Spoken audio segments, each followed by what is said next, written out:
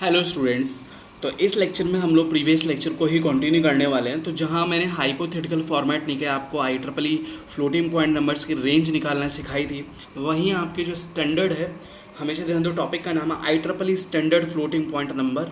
तो हमेशा ध्यान दो, ये दो टाइप के होते हैं फ्लोटिंग पॉइंट फॉर्मेट जो हैं। एक होता है single precision floating point number और होता है double precision floating point number. तो ये होता है आपका 32 बिट। सोचो आप कितना बड़ा नंबर स्टोर कर सकते हो, डबल 64 बिट। तो क्या होता है, ध्यान से सुनो, नथिंग एल्स। आप सब कुछ जानते हो, बहुत ईजिली आपको ये टॉपिक समझ में आएगा क्योंकि आप लोग प्रीवियसली रफ चीज़ें बहुत करके आ रहे हो, सारी चीज़ें पढ़ के आ रहे हो, तो इसलिए। तो ऑलवेज रिमेंबर, जो इंटरनल स्ट्रक्चर होता है 32 बिट का, वो कुछ ये होता है internal structure of 32 bit floating point format is. हमेशा ध्यान दो, आपका साइन होता है, दूसरा आपका बायास्ड एक्सपोनेंट होता है, तीसरा आपका क्या होता है, मेंटीसा होता है। तो जब 32 बिट फॉर्मेट होगा, ये 32 बिट्स हैं, तो देखो जो साइन, ये स्टैंडर्ड, ये आपको याद करना पड़ेगा। साइन 1 बिट का, बायास्ड एक्सपोनेंट 8 बिट का होता है, और जो आपकी मेंटीसा होती है वो 23 बिट्स की होती है। ये चीज़ ध्यान रखना, ठीक है। तो खास बात ये होती है, मान लो तो हमें क्या निकालना है, रेंज निकालना। तो आपका जो जनरल फ्लोटिंग पॉइंट का फॉर्मेट होता है वो ये होता है, mantissa plus minus sorry asterisk होगा, base plus minus E. So this is the format. तो हमें मेंटीसा की रेंज निकालनी है और एक्सपोनेंट की रेंज निकालनी है for standard 32 bit floating point number. तो एक बात बताओ, अगर तुम्हें एक्सपोनेंट की रेंज निकालनी है तो ट्रू एक्सपोनेंट का मतलब एक्चुअल एक्सपोनेंट निकालना है। तो ट्रू एक्सपोनेंट क्या होगा, बायास्ड एक्सपोनेंट माइनस बायास। ये तो आप लोगों को अब चीज़ें याद हो जानी चाहिए।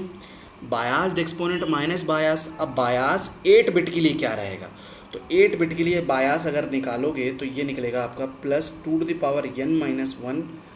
-1 तो 2n की वैल्यू कितनी है, 8 मतलब 7 -1, 2 कितना होता है, 128 -1 प्लस 127। तो ये बायास हो गया 127, इतना याद रहेगा। और बायास एक्सपोनेंट फील्ड की क्या पॉसिबिलिटी है वो मैं आपको डिस्कस कर रहा हूँ, तो ध्यान से सुनो भाई। जो इम्पोर्टेंट है आप लोग ध्यान देंगे। तो सबसे पहले मैं एक्सपोनेंट रेंज निकाल रहा हूँ, सिर्फ बायास की वैल्यू निकालने के लिए उतना बताया। तो सबसे पहले एक्सपोनेंट, तो एक्सपोनेंट में भी एक बात बताऊँ, मिनिमम क्या होगा। अभी आप लोग प्रीवियस लेक्चर प्लीज़ पढ़ के आओ। तो मिनिमम क्या हो सकता है, सारे के सारे जितने भी जो 8 बिट्स हैं वो सारे के सारे क्या हो जाएं, ज़ीरो हो जाएं। तो मिनिमम क्या हो जाएगा, ज़ीरो माइनस वॉट, बायास। ये बायास्ड एक्सपोनेंट जीरो हो गया, माइनस बायास मतलब 127। तो एक्सपोनेंट की रेंज होगी क्या, -127 मिनिमम, ठीक है। मैक्सिमम रेंज कितनी होगी, मैक्सिमम रेंज का मतलब होता है कि जो 8 बिट हैं, 8 बिट सारे वन हो जाते हैं। 8 बिट्स क्या होते हैं बाइंड डेसिमल में, 255। देख लो भाई, कैलकुलेट करके भी आप लोग देख सकते हो, मुझे ज़्यादा डिस्कशन नहीं करना है उस बारे में। -127 क्योंकि पॉजिटिव है, तो ये कितना आ जाएगा, 1, ये आ जाएगा 128, ठीक है। तो पॉजिटिव एक्सपोनेंट ये आया, ये मिनिमम एक्सपोनेंट है। इतना समझ में आ गया। अब आपको क्या निकालना रहेगा, मेंटीसा। मैं इसलिए इतनी सारी चीज़ें सिखा रहा हूँ क्योंकि इसके बेसिस पे न्यूमेरिकल्स आते हैं। वो न्यूमेरिकल कैसे बनेंगे, वी विल डिस्कस। जो जनरलाइज्ड फॉर्मेट होती है, नॉर्मलाइज्ड फॉर्म होती है मेंटीसा की, वो होती है 1 पॉइंट। तो एक बात बताओ, 0 0 0 0 कितने जीरो रखोगे, हाँ जी, मतलब अगर रूल के अकॉर्डिंग कितने जीरो रखोगे। वहाँ पिछले में तो 13 बिट्स रखा था, डिपेंड्स ऑन द मेंटीसा। यहाँ कितनी, 23 बिट्स। तो इसका मतलब जो मेंटीसा आपका पॉइंट से आगे का होता है तो कितने जीरोस होंगे, 23 बिट्स होंगे, ठीक है। बात समझ में आ रही है। तो इससे जो ओरिजिनली आपका मिनिमम निकलने वाला 0 कितना भी लगा दो, ये कितना हो जाएगा, 1। मिनिमम मेंटीसा 1 होगी, जैसे हम लोगों का प्रीवियस लेक्चर में निकल के आई थी। अच्छा, अगर आप लोग मैक्सिमम निकालोगे, ये तो हो गया मिनिमम। अगर आप मैक्सिमम निकालोगे तो एक बात बताओ, 1.11111 कितना, 23 बिट्स। तो मैंने बताया था, अगर ध्यान से सुनो, 23 बिट्स हैं। तो एक बात बताओ, इसको नॉर्मलाइज्ड करने के लिए या फिर इस पॉइंट को हटाने के लिए मैक्सिमम क्या पॉसिबिलिटी थी, ज़रा याद करो भाई, प्रीवियस लेक्चर को ध्यान रखो। अगर मैं जनरली 23 वंस हैं, यहाँ पर 23 वंस हैं, अगर मैं लेफ़्ट शिफ्ट परफॉर्म करूँगा तो क्या होगा, सोचो।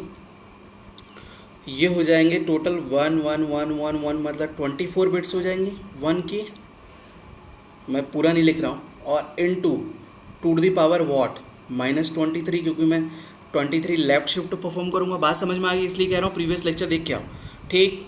और जनरली इन इतने पोर्शन को आप क्या लिख सकते हो, ये कितनी बिट्स हैं 2 तो 2 -1 लिख सकते हैं, ये भी मैंने सिखाया, इनटू 2 तो ये हो जाएगा, अगर इसका मल्टीप्लाई करोगे तो जैसे वहाँ पर आया था 2 -2 बात समझ में आ रही है। अगर आप लोग प्रीवियस लेक्चर पढ़ के आए हो तो इसमें बिल्कुल भी आपको प्रॉब्लम नहीं होने वाली है। तो जैसे मैंने लास्ट टाइम आप लोगों को एक चार्ट बना के दिखाया था, आप लोगों को मैं दिखा दे रहा हूँ, ध्यान से देखना आप लोग।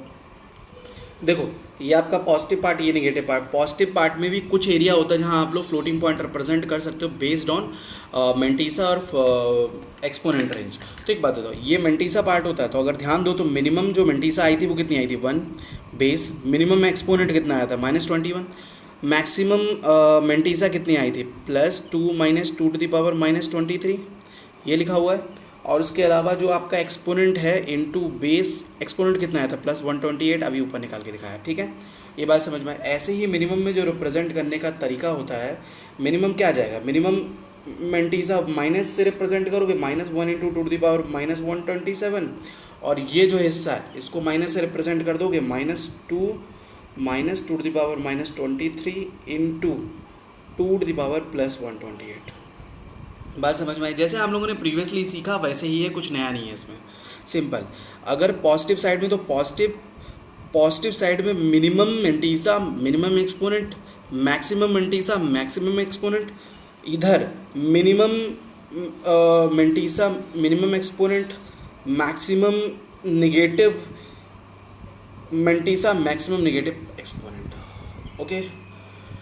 सो एक और स्टैंडर्ड फॉर्मेट है आपका, ध्यान से देखेंगे, okay fine. So this is IEEE standard 32 bit single precision floating point format. मैं इस लेक्चर में इतना ही कंप्लीट करता हूँ, नेक्स्ट में मैं आप लोगों को डबल प्रिसीजन बताता हूँ।